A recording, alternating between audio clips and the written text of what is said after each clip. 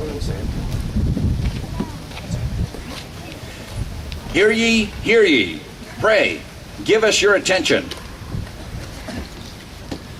Friends, Watertonians, and honored guests, the Historical Society of Watertown welcomes you to join with us and celebrate both the first reading of the Declaration of Independence in our town on the 18th of July, 1776, and the 19th of July, 1776 signing of the Watertown Treaty.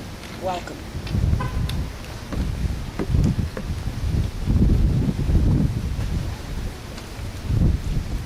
Friends, as you may know, our headquarters, the Edmund Fowle House, was requisitioned in April 1775 for the use of the council, the executive branch, when the Massachusetts legislature convened here during the first year and a half of the Revolutionary War.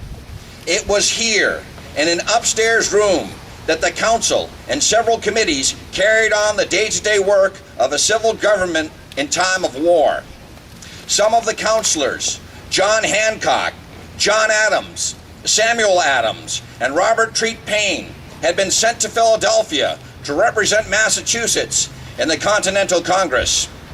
By spring of 1776, it was evident that Britain would not negotiate with the rebellious colonies.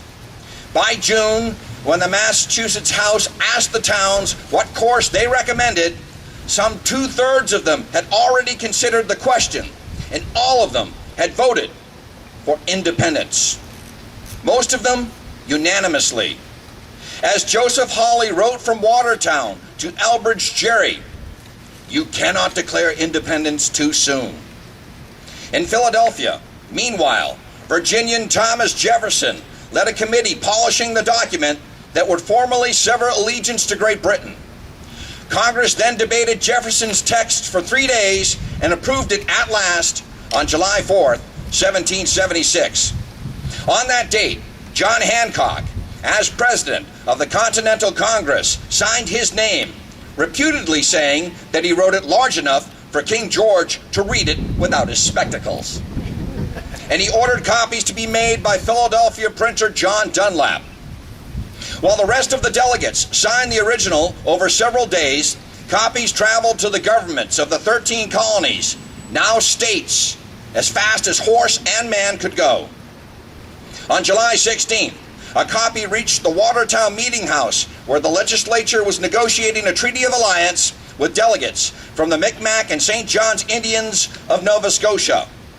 These 10 delegates considered the significance of the document and were among the crowd of listeners on July 18th, when the council secretary, Perez Morton, proclaimed the Declaration of Independence to the whole town by reading it from a window of the council chamber.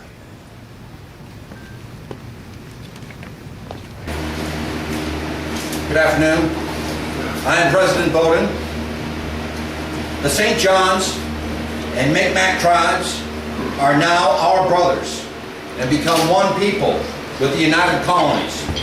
These colonies have lately, by their great council at Philadelphia, declared themselves free and independent states by the name of the United States of America.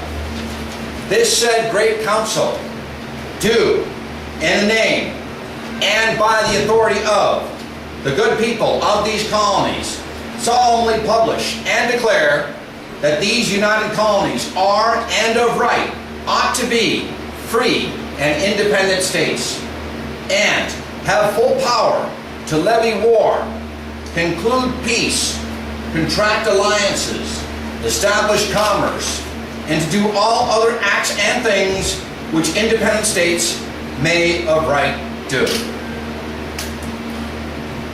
You may depend upon it that we will not break our word. We will allow all that are here present hear us, and the God of heaven hear us. And we will engage in the war, for we are brothers. We would not lie to save our right hand. We pledge our faith, and we will do what we promise. And now, we shall sign the treaty.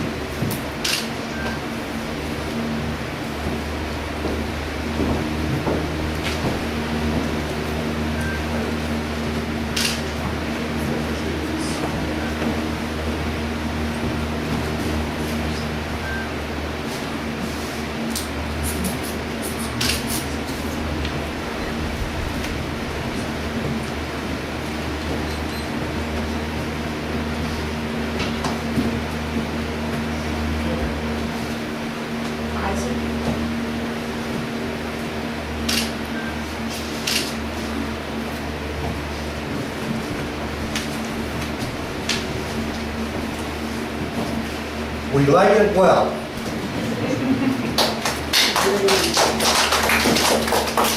Can we get the handshake one more time? Everybody want to get a shot of that? Great. We're stuck. Thank you. Here's the United States and the treaty with the Big Mac. Hip, hip, hip,